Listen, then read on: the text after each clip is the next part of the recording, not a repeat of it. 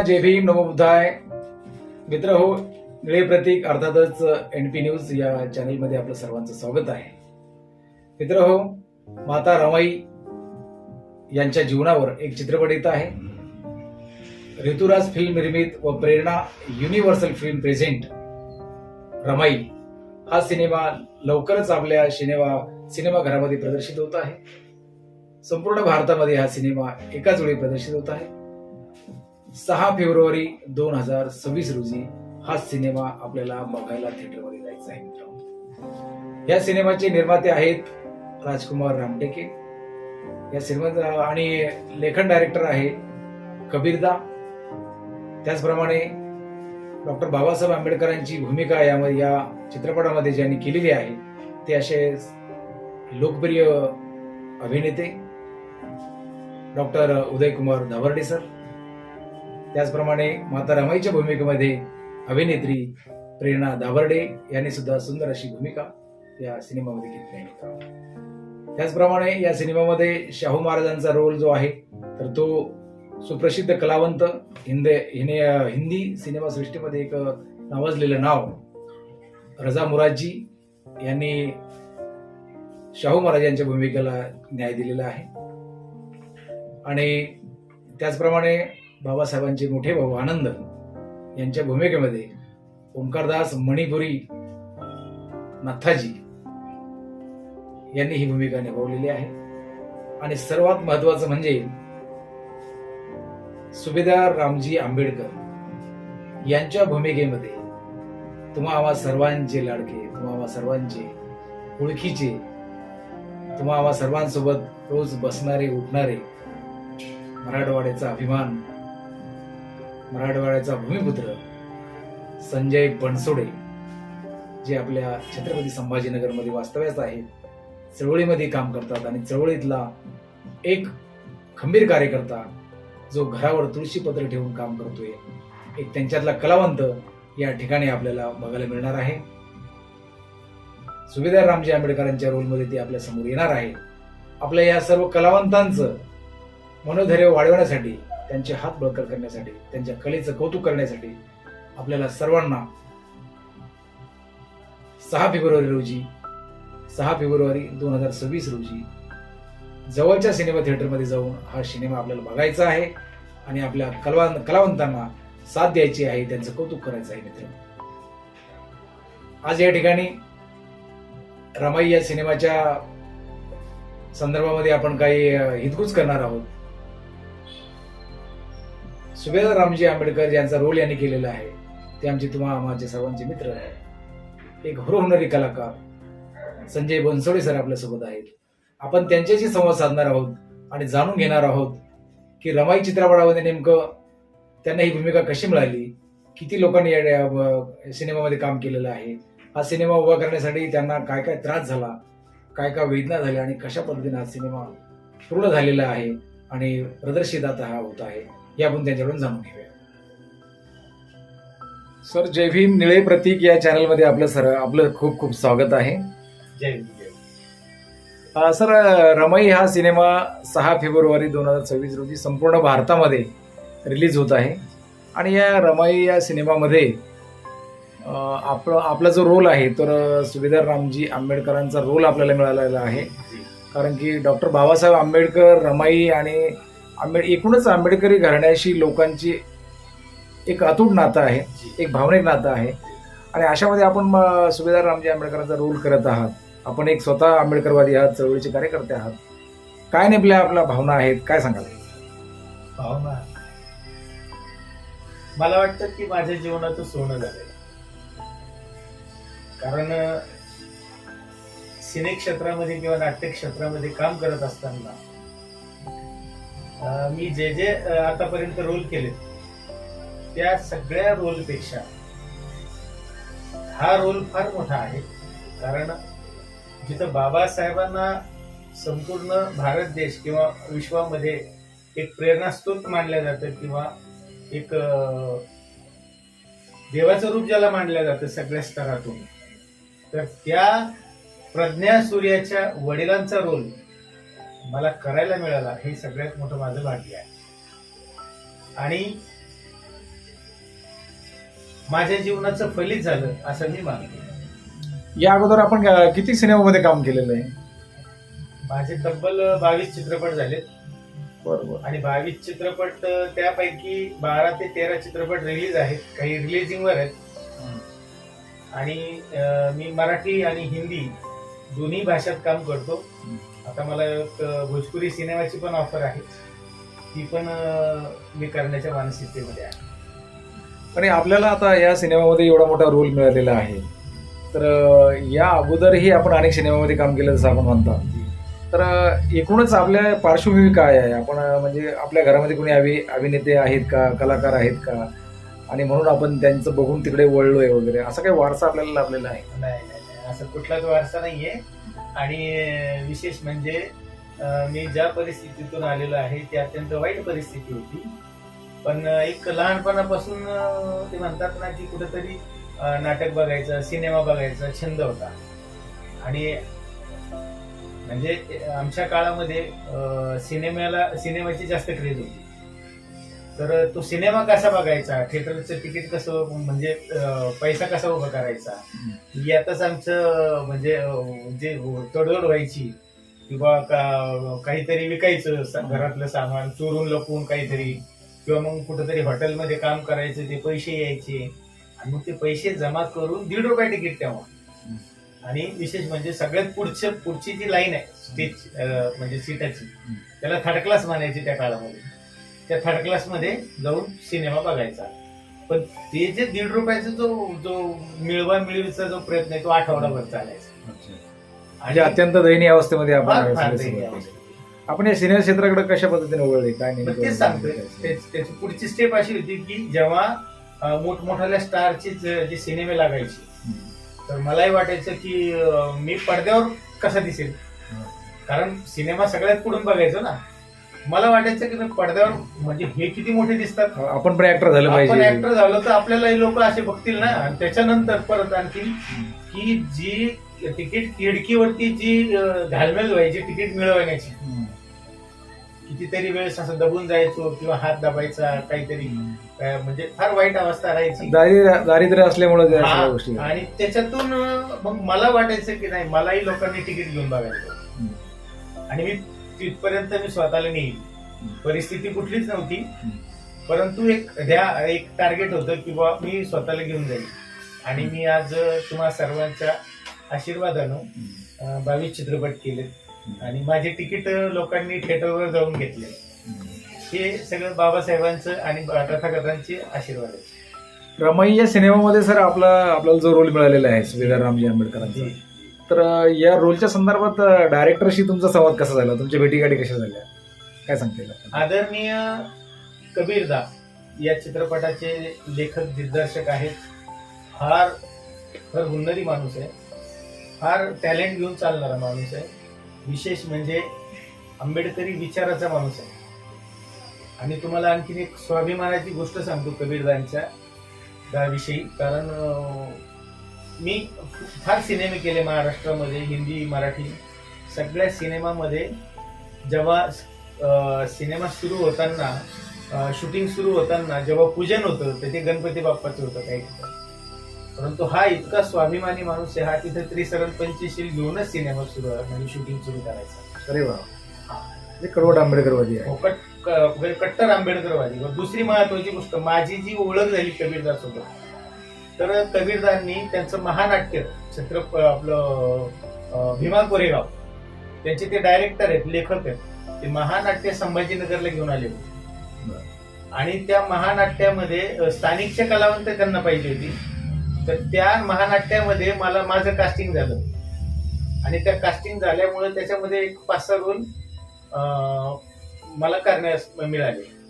मग माझे त्यांनी ते लाईन ऑफ स्केल बघून मला म्हणे की हम बहुत जल्द फिल्म करने वाले, तो आपको फोन आएगा. मला तेव्हा वाटलं नाही की हा माणूस सिनेमा करणार आहे, नाटक करणारा माणूस आहे.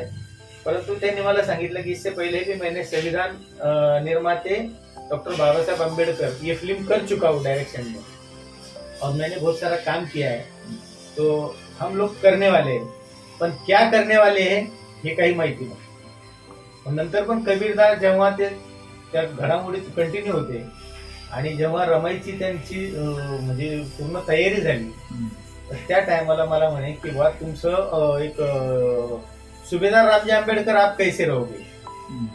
तो मैं बोला दादा ये तो मेरा भाग्य है, ये फिल्म में मुझे अगर सुभेदार करने को मिला तो मेरा भाग्य आहे। पण मला तेव्हा खरंच सांगतो, मला दादांवर विश्वासच नव्हता की मला म्हणजे एक रमाई नावाची फिल्म तयार होतीये आणि एवढा मोठा आणि एवढा मोठा रोल रोल मला ऑफर होतोय। कारण मी एक मराठी भाषिक, मी फिल्म हिंदी केल्यात, हिंदी चित्रपटही केले, पण तुमच्यासाठी आश्चर्य होतं सगळे, माझ्यासाठी आश्चर्य होतं। आणि मी म्हटलं यार माझ्या जीवनाचं सोनं होतंय। मी म्हटलं दादा ये बहुत बड़ी बात है और बड़ी बड़ी बातें का मुझे पछते भी नहीं, मुझे बहुत जल्दी एसिडिटी हो जाती है। नहीं बोली बंसोड़ी जी आपको सही में हम ऑफर करने वाले, बस इतना है कि मुझे प्रोडक्शन से बात करने दो, निर्माताओं से बात करने दो, आप आपके जो लुक है, आपका जो लुक है तो आप हमको उसी तरह से ड्रेसिंग करके आप फोटो दीजिए। तर मग मी ते फोटो वगैरे पाठवले। मी म्हटलं यार मी तर असं म्हणजे केस वगैरे ठेवत नाहीये, मला लोक व्हिलन म्हणून जास्तीत जास्त हे करतात। म्हटलं यार काय होईल काय माहित नाही। मग जेव्हा त्यांनी ते म्हणे आपण विग यूज करूया, मूछ भी यूज करेल, कारण त्या टायमाला मी मिशा वगैरे ठेवत नव्हतो। आणि मग त्यांनी जेव्हा एकंदरीत माझा लुक चेक केला आणि मग माझ्याकडून ऑडिशन पण घेतलं दादांनी आणि मला म्हणे की बेस लावा, बेस लावून बोला किंवा तुम्ही मवाळ भाषेत कसे बोलता, एक शिक्षक कसा असेल किंवा एक सुभेदार कसा असेल किंवा सुभेदाराचे वेगवेगळे पैलू कसे असतील, याचं थोडस तुम्ही आम्हाला काही करून दाखवू शकता। मग मी एक थोडस अभ्यासात्मक मी म्हटलं की जर एक प्रज्ञासूर्य एक महान व्यक्ती घडवते, त्या माणसाचं म्हणजे त्या माणसात किती पोटेन्शियल असेल, तो माणूस स्वतः कसा असेल, मग मी सुभेदारांचा अभ्यास करायला लागलो आणि मग त्या अभ्यासातून मग रामजी बाबा घडण्याचा प्रयत्न। एकंदरीतच शूटिंगच्या दरम्यान तुमचा काय अनुभव असा काय अनुभवलेला आहे, काय तुम्हाला शेअर करता येईल? शूटिंगचा तर फार छान अनुभव आहे, कारण ते म्हणतात ना की कबीरदा इज अ ग्रेट, खूप ग्रेट माणूस आहे। त्या माणसाचं टॅलेंट म्हटलं म्हणजे एक मुंबईची चाळ उभी करायची होती, चाळ। आणि बाबासाहेबांचे जे बंधू आहेत, लहाने बंधू, तर त्यांचं ते बाबासाहेबांना त्रास देतात दारू पिऊन असं काही ते घरामध्ये, तर तो एक सीन उभा करायचा होता आणि तो सीन उभा करत असताना ती चाळीच्या शिड्या बनवायच्या होत्या। तर कबीरदांनी त्या शिड्या अशा ठिकाणी उभे म्हणजे तयार केल्या आणि केवळ म्हणजे असे 3 ते 4 स्टेप तयार केले, 3-4 स्टेप समजा आपण समजू तशा। तुम्ही सिनेमात बघा, तुम्हाला वाटणार पण नाही की हे स्टेप्स तयार आहेत म्हणून, कारण असं वाटेल की माणूस शिड्या चढून वरच्या तळात गेलाय आणि वरून खाली आलाय चाळीत। म्हणजे काय टॅलेंट आहे, लोक अख्खं म्हणजे मुंबई बॉलिवूड इंडस्ट्रीमध्ये पूर्ण चाळच करतात, पण हा माणूस हा त्याच्या वेगळा आहे। या सिनेमाची शूटिंग वगैरे कुठे कुठे झाली, किती दिवस चालला शूटिंग?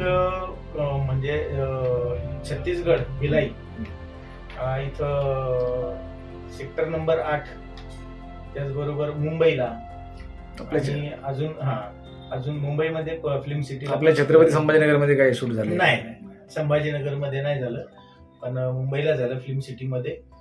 आणि टोटल पोस्ट प्रोडक्शनचं काम जे आहे मुंबईला झालेलं आहे। डॉक्टर बाबासाहेब आंबेडकरांविषयी, माता रमाईविषयी आणि सुभेदार रामजी आंबेडकरांच्या विषयी आपण अत्यंत भावनिक आहोत। त्यांचे आपल्यावर एवढे उपकार आहेत की ते आपण आयुष्यात असं काहीच काम नाही की आपण ते केलं तर ते फिटू शकतो। अशा वेळी सुभेदार रामजी आंबेडकरांची भूमिका करत असताना तुम्हाला असा प्रसंग एखादा आठवतोय आणि ते तुम्ही प्रेक्षकांसोबत शेअर करू शकता?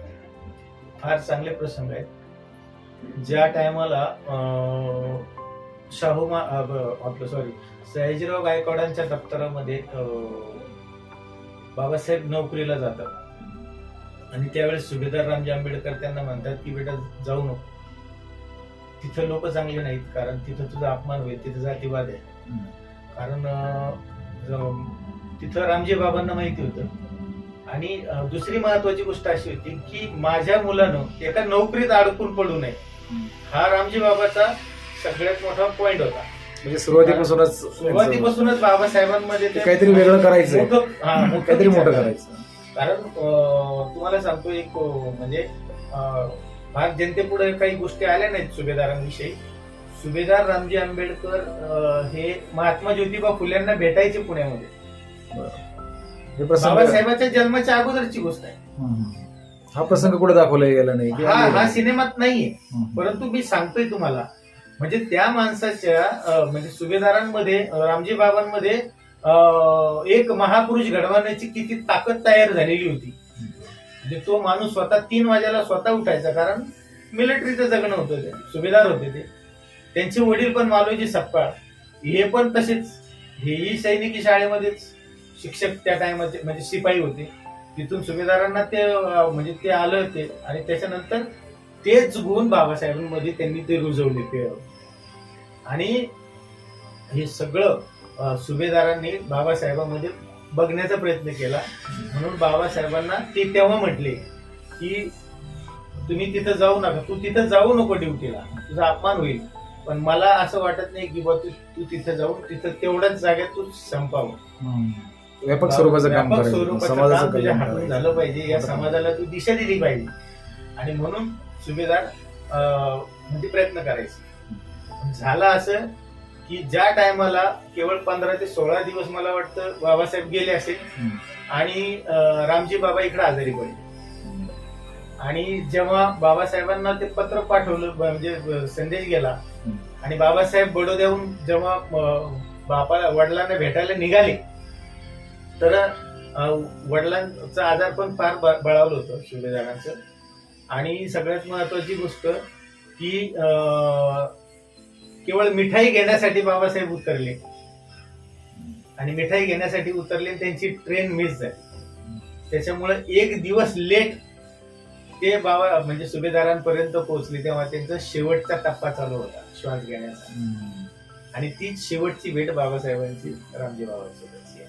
आणि ती भेट आम्ही सिनेमातून फार उत्कृष्टपणे मांडलेली आहे, दाखवली आहे. एखादा असा डायलॉग वगैरे आपण आपल्या प्रेक्षकांना सांगू शकतो? डायलॉग रमाईला जेव्हा बाबासाहेब बघायला जातात लहानपणी, तर ते अत्यंत भावुक होतात. कारण आई वडील वारलेले त्या मुलीचे, आणि ती मुंबईला मामाकडं जेव्हा ते तिचं संगोपन होतं लहान लेकरांपासून सोबत, तेव्हा ते बघतात चाळीमध्ये जाऊन, आणि मग ते विचारतात क्या नाम है बेटा. माता रमाई म्हणते रमा. वाह, बहुत प्यारा नाम है. आणि हे मला अंगावर शहारे आले आता, कारण सिनेमामध्ये फार उत्कृष्ट, तुम्ही सिनेमातच बघा. आणि सगळा सिनेमा जो आहे भावनिक करणारा आहे. कारण ज्या मातेचे 4 लेकर मरतात, शहीद होतात, समजा आपण शहीदच म्हणू त्यांना, समाजासाठी. आणि एवढं सगळं करून ती माता बाबासाहेबांच्या पाठीमागे खंबीरपणानं उभे राहते. साधं काम नाही, सोपं काम नाही, सोपं काम नाहीये. अजून एक प्रसंग मी तुम्हाला सांगतो की छत्रपती शाहू महाराजांनी बाबासाहेबांना एक फेटा दिला होता सत्कार म्हणून. आणि त्यानंतर बाबासाहेब शिक्षणासाठी परदेशात गेले. आणि शिक्षण आटोपून बाबासाहेब जेव्हा परत मुंबईला म्हणजे बडोद्याला मुंबईला वापस आले, तर त्या टायमाला शाहू महाराजांनी परत त्यांचा सत्कार ठेवला होता. आणि आपल्या नवऱ्याचा सत्कार आहे आणि मलाही त्या सत्कारात जायचंय, पण मी काय नेसून जाऊ किंवा कुठली साडी परिधान नीटनेटके कपडे नाहीत माझ्याकडे नीटनेटके कपडे नाहीयेत. कारण सगळ्या फाटक्या साड्या, शिवलेल्या साड्या, 2-2 ठिगळ्याच्या साड्या म्हातारा आई वापरायची. दयनीय अवस्था, इतकी दयनीय अवस्था होती. आणि नवऱ्याचा अपमान होऊ नये म्हणून मला म्हणजे बघायला तर जायचंय, नवऱ्याचा अपमान होऊ नये म्हणून मग काय नेसावं. तर शाहू महाराजांनी दिलेला फेटा माता रमाईनं त्यावेळेस लुगडं म्हणून नेसून त्या सोहळ्यात गेला. एकदम हृदयद्रावक घटना आहे. की म्हणजे या समाजासाठी एका मातेनं काय करावं, तो शीन सुद्धा आपल्या या सिनेमामध्ये तो सीन आम्ही दाखवला नाहीये, परंतु इतर जे सीन आहेत समजा आईचे, की ते म्हणजे अत्यंत रडण्याचे दुःखाचे सीन आहेत. आहे. त्याच्यापासून समाजानं बोध घ्यावा. त्यांचा त्याग, त्यांचा त्याग, त्यांचा त्यांचं त्याग समर्पण, फार मोठा आहे, फार मोठा त्याग आहे. आजच्या महिलेने पण त्यांच्यासारखं वागलं पाहिजे. प्रश्नच नाहीये. आज ज्या महिला ज्यांना सगळ्या सुख सुविधा सगळ्या मिळाल्यात, ज्यांना मोबाईल आहे, ज्यांना गाडी आहे, ज्यांना घोडा आहे, सगळ्या गोष्टी आहे, पैसा लत्ता सोनं नाणं सगळ्या गोष्टी आहेत, आज त्या सगळ्या या महापुरुषांच्या मातांच्या विचारांना विसरत चालल्यात असं मला वाटतं. खंत वाटते. खंत वाटते. म्हणून या सगळ्या विचारांना या आजच्या महिलांनी, आजच्या युवतींनी आत्मसात करावं आणि त्यांचं पुढील जीवन जे आदर्श आहे घ्यावं. त्या आदर्श घेऊन त्या पावलावर पाऊल त्यांनी टाकण्याची प्रयत्न करावा, ही अपेक्षा आहे. सर, शेवटचा प्रश्न असा आहे की खरंच आपलं करावं तेवढं कौतुक कमीच आहे, कारण आपण सुभेदार रामजी आंबेडकरांच्या भूमिकेमध्ये आहात. फार मोठी भूमिका आहे आणि आतापर्यंतच्या कारकिर्दीमध्ये आपण म्हणालेत की सर्वात मोठी ही भूमिका आहे आणि याच्यामध्ये करण्याला मला खूप अत्यानंद होतोय. एक शेवटचा प्रश्न असा आहे सर की आता रमाई लोकांना बघण्यासाठी आपण जनतेला काय आवाहन करणार? मी एकच आवाहन करेल सर, की प्रत्येक घरात दुःख असतं, प्रत्येक घरात यातना वेदना सगळ्या असतात, परंतु याच्या पलीकडच्या रमाईच्या ज्या यातना आहेत, रमाईचे जे दुःख आहेत आणि जे समाजासाठी आहेत, एक महापुरुष घडवण्याच्या पाठीमागची जी पार्श्वभूमी आहे रमाईची, तर ती पार्श्वभूमी बघण्यासाठी तुम्ही जा. ती याच्यामुळे जा की तुमची पुढची पिढी जी आहे तुम्हाला त्यांना बोध देता येईल. म्हणून म्हणजे सिनेमा तुम्हाला माहिती आहे का, सिनेमा तयार करण्यासाठी पण फार संघर्ष करावा लागलाय आम्हाला. सेन्सॉरनं अडवला. सेन्सॉर तर म्हणत होतं की सिनेमा तुम्ही ऐतिहासिक म्हणून, काल्पनिक म्हणून घोषित करा. हो, हा, हे प्रॉब्लेम होते. परंतु डायरेक्टर कबीरदा इतकी सक्षम व्यक्ती आहे, इतकी अभ्यासू व्यक्ती आहे की त्यांनी सेन्सॉरला सगळ्यात मोठा प्रश्न विचारला की जर या भारत देशाचा संविधान निर्माता डॉक्टर बाबासाहेब आंबेडकर असेल तर त्यांची पत्नी काल्पनिक कशी काय असू शकते. आणि मग ते सगळे पुरावे जेव्हा सेन्सॉरला दाखल केले तेव्हा सेन्सॉरनं निमूटपणानं सर्टिफिकेट दिले, तेव्हा ही फिल्म पुढे आली. म्हणून माता रमाईचा इतिहास बघण्यासाठी आपण नुसतं बाबासाहेब आंबेडकरांचा विजय असो किंवा माता रमाईचा विजय असो किंवा इतर महापुरुषांचा विजय असो, हे जे म्हणतो ना आपण, तर या आवाजामध्ये खरंच तुमच्या आवाजामध्ये ती ताकद येऊ द्या आणि ती ताकद आणण्यासाठी तुम्हाला इतिहास बघावा लागेल. आणि हा इतिहास तुम्हाला आम्ही थिएटर पर्यंत आणलाय. कुठे रिलीज होतोय, किती तारखेला? अप्सरा टॉकीला छत्रपती संभाजीनगर मध्ये रोज 3 वाजेचा शो आहे. तुम्ही रोज बघावा आणि संपूर्ण भारतभर हा सिनेमा रिलीज होतो. इतरांना पण सांगा. सगळ्यांना आवाहन करतो मी.